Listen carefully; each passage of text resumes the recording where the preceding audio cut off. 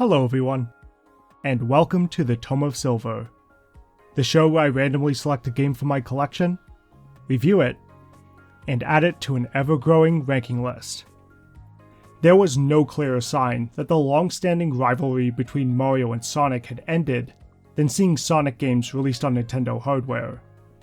With Sega leaving the console market, the company decided that the kid-focused Nintendo systems would be a good home for the Blue Hedgehog moving forward. Initially, this began with porting Sonic Adventure 2 from the Dreamcast to the GameCube as Sonic Adventure 2 Battle in 2001.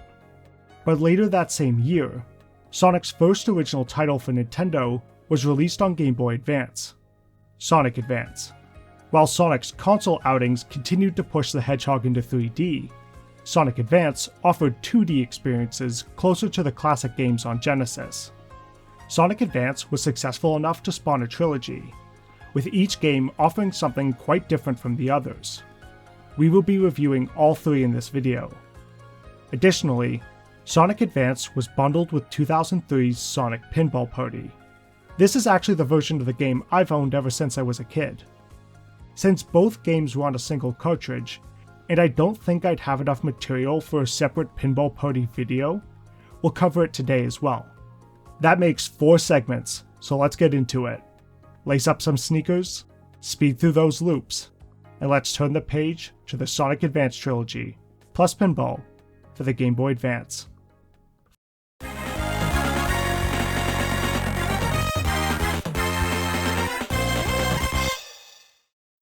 The dastardly Dr. Eggman is kidnapping animals and turning them into robots, in yet another scheme to take over the world. Sonic and his pals Tails, Knuckles, and Amy set off to foil the Doctor's plans and save their animal friends. Sonic Advance's story is straightforward, and takes a more back-to-basics approach. There are no ancient gods of destruction or young girls getting wrecked by the military. Just a hedgehog and his buds taking down Dr. Eggman and his robots. It captures the feelings of the Genesis games, in both story and gameplay. While later handheld games like Sonic Rush are best known for the blistering speed Sonic and company can reach, Sonic Advance keeps a near-perfect balance of speed and platforming. Getting to watch Sonic rocket forward as a blue streak speeding by always felt like an exhilarating reward for completing a platforming challenge, and you bounce back and forth between the two enough that one never becomes tiring. The last 2 stages, Egg Rocket and Cosmic Angel, unfortunately have poor level design, filled with obstacles meant to blindside you. While every level before had balanced and appropriately escalating challenge, many of the hazards here felt unfair and required prior knowledge of upcoming obstacles, which leaves a sour ending to the playthrough. Aside from that, each stage in Sonic Advance is excellent and easy to replay, showcasing some of the best 2D platforming in the Hedgehog's career. Players are free to choose between any of the 4 members of Team Sonic, and each has their own set of abilities to tackle each level. Tails has his flight to reach high up areas, and Knuckles has his gliding and wall climbing abilities. Amy has the most radically different playstyle of the 4, and is what I would consider to be a kind of hard mode for the game. Amy doesn't curl into a ball when she jumps, meaning she'll take damage if she jumps on an enemy, unlike Sonic or the others. The biggest hindrance to her moveset is the inability to spin dash, which leaves her with no way to quickly boost her speed, making it challenging to get up certain inclines. In its place, she can perform a small forward hop, which, to be honest, I couldn't find any practical use for. It's not just drawbacks for Amy though.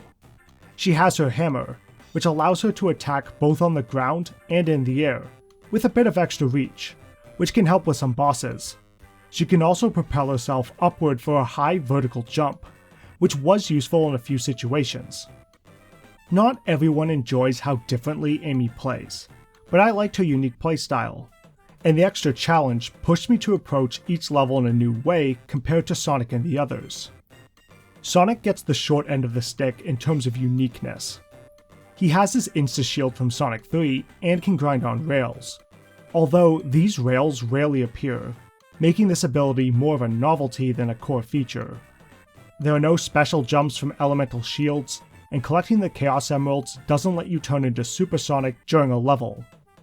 Sonic is as straightforward as can be, which works fine. I only wish he had something to make him feel special, instead of mostly being a stripped down version of everyone else.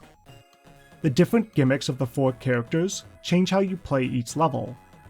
Since each stage has multiple routes depending on how high or low you are, you're likely to see and discover new things based on who you select. This does wonders in making Sonic Advance feel constantly fresh. The game itself isn't long. You can beat every stage as a character in about an hour. But the multiple routes change level progression, so you can encounter different obstacles and not approach each level the exact same way.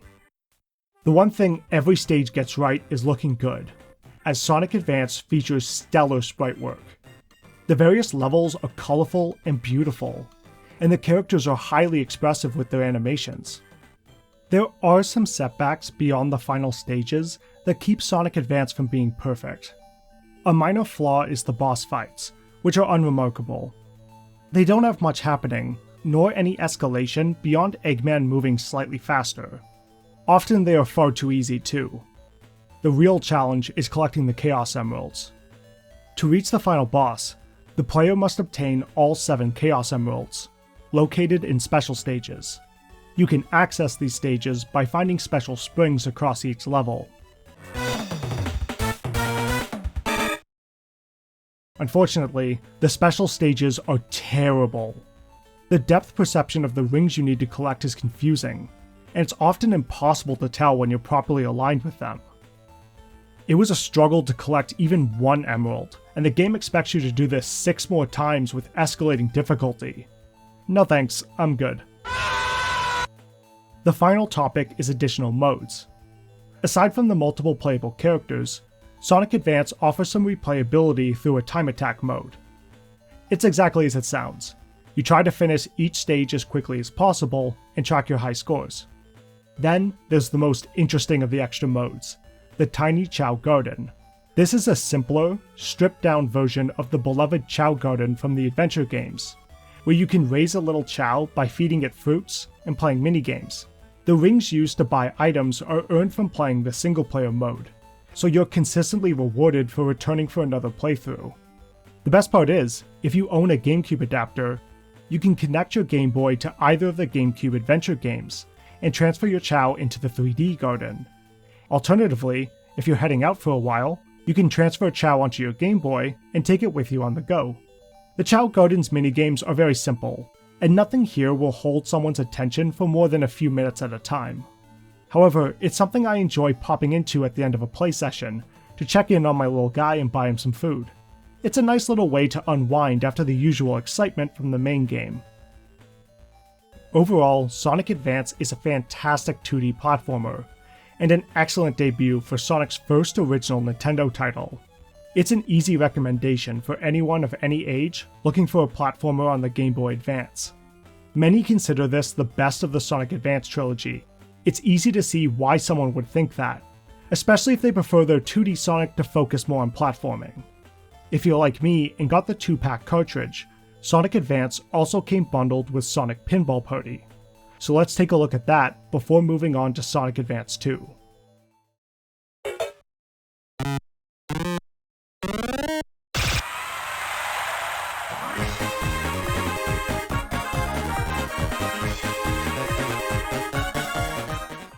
You know, despite the title being Sonic Pinball Party, it might actually be more fitting to call it Sega Pinball Party.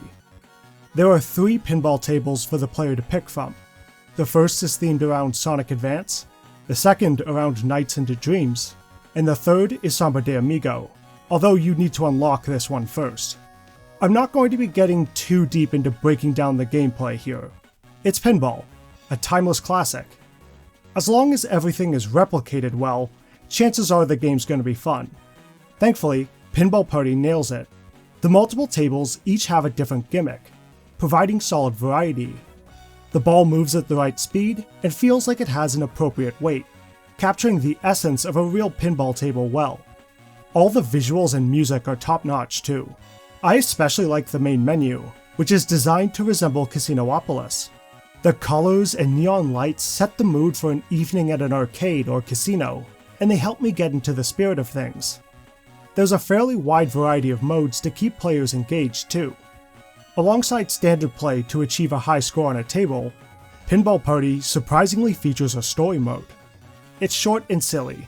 Dr. Eggman has a plan to win the pinball tournament and brainwashes Sonic's friends, and the only way to save them is to excel at pinball. Sure? Maybe I'm just bad at pinball, which is quite possible. But I found the story mode really challenging. Whether it's scoring high within strict time limits, or completing a full run of a specific table, that's a tall order for a game aimed at young kids with as many random elements as pinball. I got stuck at the semi-final battle against Metal Sonic. And hey, look, it's one of the few times Metal Sonic has a voice. How about that? Completing the early levels of story mode unlocks the Samba de Amigo table, along with some casino games. Here you can enjoy pinball-style versions of casino staples, like roulette and bingo.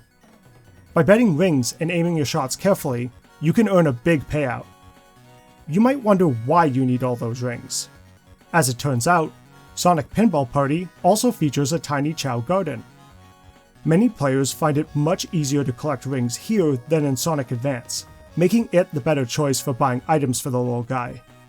And if you own the 2-pack cartridge, that means you get 2 tiny Chow gardens. Cool! If you enjoy Sonic and pinball, Pinball Party is a fantastic package. They could have dialed down the story mode a bit, but the multiple tables, modes, and the Chow garden offer plenty to do. It's a great deal if you get it alongside Sonic Advance as well. That's all I have on Pinball Party.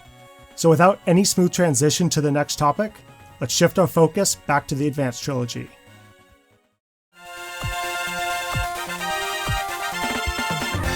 Sonic Advance 2.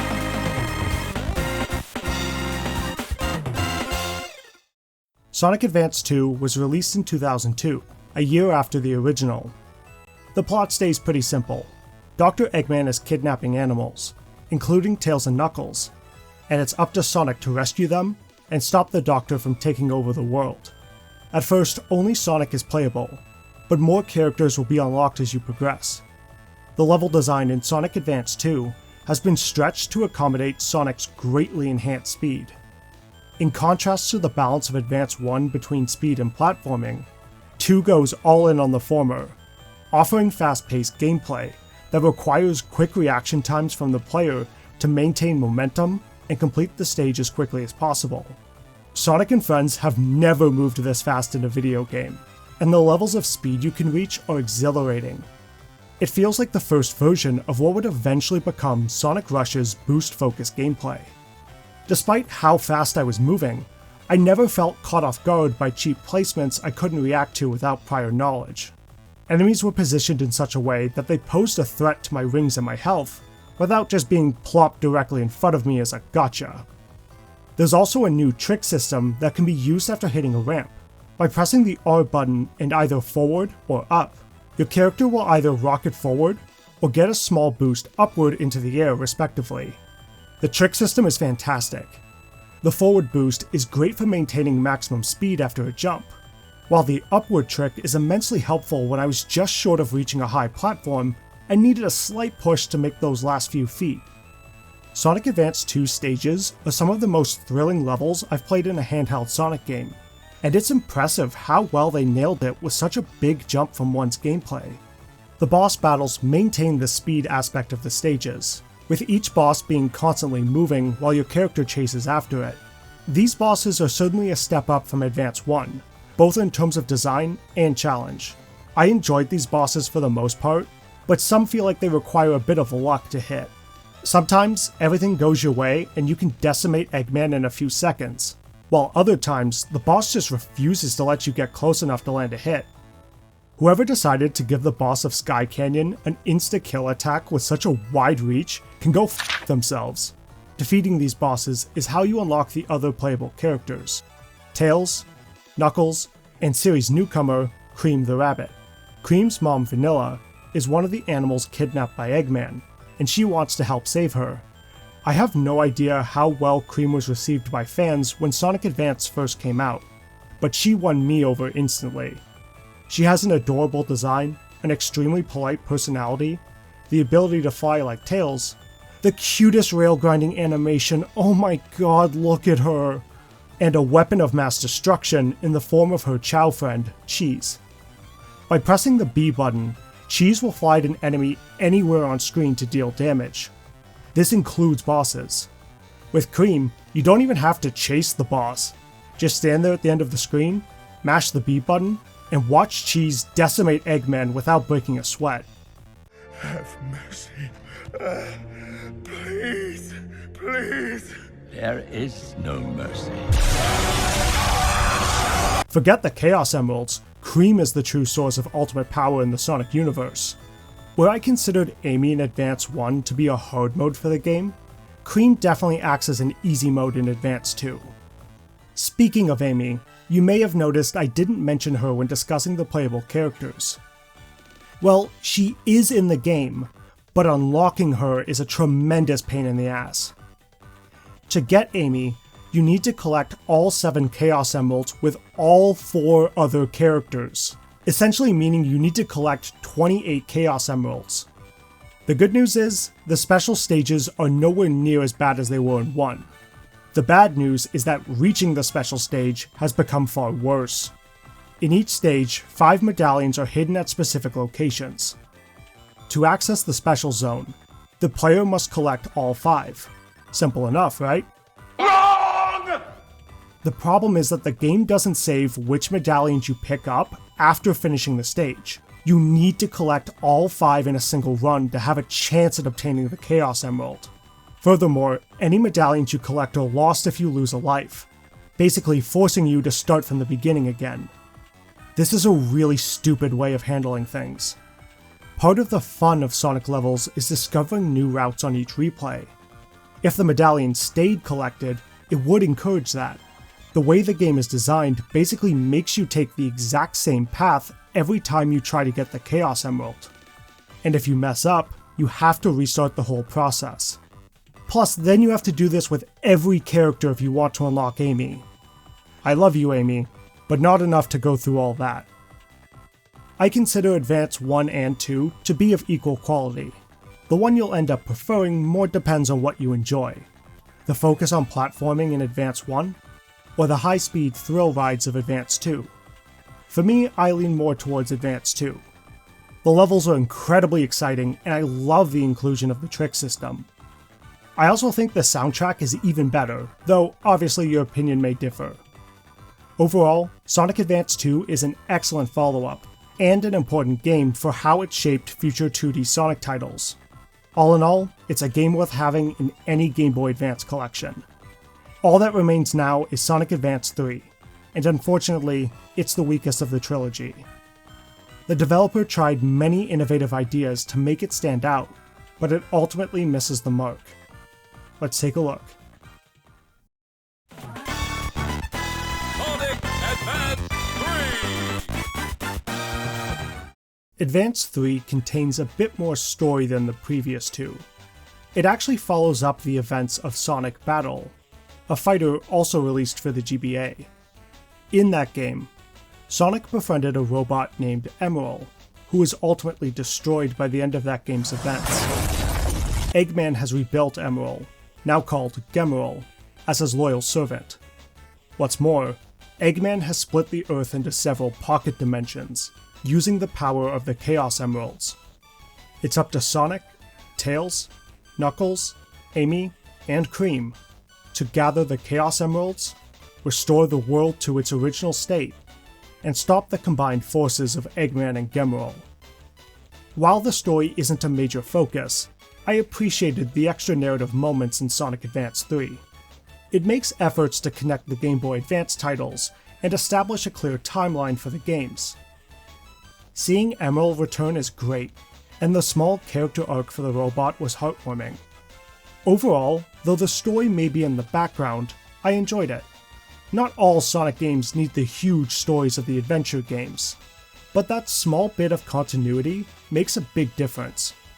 Instead of progressing through stage after stage, The player is dropped into a hub world for each level, which they must navigate to access the various acts. Each hub world contains 3 acts, a boss fight against Eggman and Gemerl, bonus levels to earn extra lives, and a spring to reach the special stage. More on that later. The biggest addition to Sonic Advance 3 is the tag system. Players choose 2 characters. One as the primary and the other as a partner, which grants unique abilities depending on the pairing. Initially, we only have Sonic and Tails available, but after beating the 3rd act of every second world as Sonic, the rest of the gang will unlock. Thankfully, there's no painful unlock conditions for anyone. The acts themselves are a bit of a middle ground between Advance 1 and 2. There are still plenty of moments of breakneck speed, while occasionally needing to slow down to do some platforming and using your partner's abilities to explore for secret areas. This combination isn't the problem. The issue lies in the design of the levels themselves. Sonic Advance 3 has an obsession with obstacles that are either platforms that crush you on contact, or bottomless pits. This is easily the most challenging game in the trilogy.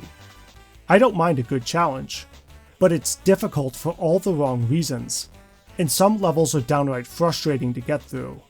Not every level is bad, to be clear.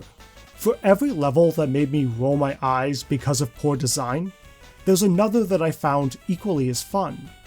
It's just that the stages in the previous 2 games were almost always consistently enjoyable, so seeing the quality drop is disappointing. I'm also of 2 minds of the inclusion of overworlds. On the one hand, transitioning straight to the next stage immediately is snappier, while navigating the overworld can become tedious. I was having a particularly difficult time on Act 3 of Chaos Angel. Every time I ran out of lives, I'd be kicked back to the main menu and had to start the game over, select my pair, then walk all the way back before I could try again. It wasn't a long walk, but after a while and enough failures, it got tiring to do repeatedly. On the other hand, I enjoyed having the hub worlds to test out character abilities before starting a level. See, the tag system doesn't just give you access to partner-specific abilities, but certain pairings also change your primary character's moveset. For example, Knuckles with Sonic as a partner loses his traditional glide, instead gaining a mid-air headbutt attack that thrusts him forward temporarily. But with Tails as a partner, Knuckles not only retains his glide, but also gets an extra boost in the air, which is just an overall upgrade. Others, like Tails with Amy, let Tails use a hammer while flying. It's exciting to see all the changes different pairings bring, and the variety each combination offers adds a lot of replay value. Some pairings might have needed more tuning though, because for every combination that improves a character, like Knuckles with Tails, there's one that makes a character flat out worse. Cream paired with Tails is widely seen as the worst combination in the game, and it's easy to see why. Cream loses her flight ability in exchange for a slowly descending hover, which offers no advantage over her original flight. She can still fly with Tails' partner action, but why would I choose this when pairing Cream with anyone else lets her keep her flight while gaining additional partner abilities? I'd just be missing out on additional buffs. Overall, I think the tag system is very clever and for the most part well implemented. However, some pairs were clearly not well thought out, and are practically useless outside of a self-imposed challenge. The last topic to discuss is the Chaos Emeralds. As always, they're necessary to reach the final boss. They represent the best implementation of the emeralds and special stages in the trilogy, but they are still not good. In each zone, there are 10 Chow hidden throughout the acts and hub world that the player must find. When all 10 are collected, a key appears in a specific spot in one of the 3 acts. Keys function like consumable items, and you use one to attempt the special stage and earn a Chaos Emerald. If you fail, the Chow remain collected, but you'll need to replay the act to get another key and try the stage again. Why does this trilogy struggle to create decent special stages?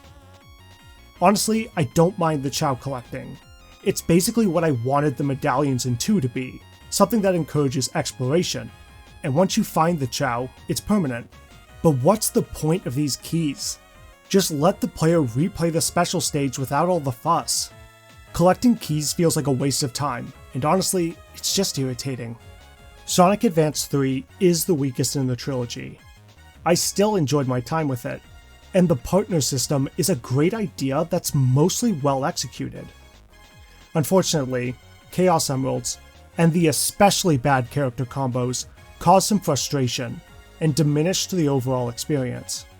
It's a good game, but it's overshadowed by the excellent titles that came before it.